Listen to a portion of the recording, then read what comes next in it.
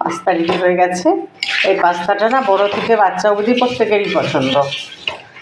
তো আমার রাত্রে ডিনার রেসিপি এক প্রস্ত বাচ্চাদের জন্য রেডি করে ফেললাম। আজকে ডিনার রেসিপি পাস্তা। তো পাস্তা জল ফুটিয়ে তার মধ্যে একটু লবণ, সাদা তেল ছড়িয়ে দিলাম 2 চামচ। ফুটে গেলে পাস্তাটা দিয়ে দিলাম।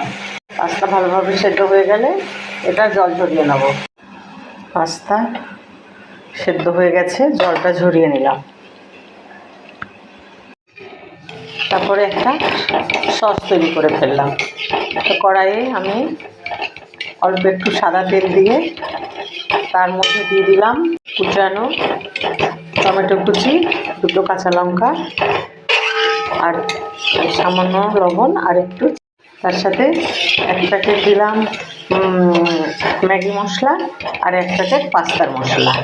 এই দিয়ে আমি সসটাকে তৈরি করে পরবর্তীতে আবার আমি এর মধ্যে একটু কর্নফ্লাওয়ার গুলে দিয়ে দিলাম। সুন্দর রেডি হয়ে গেল আমার একটা সস। ভাজা সবজিগুলো সবের মধ্যে আমি দিয়ে দিলাম, সঠিকভাবে নাড়াচাড়া করে নিলাম। এর মধ্যে আমি সেদ্ধ করা পাস্তা দিয়ে দিলাম।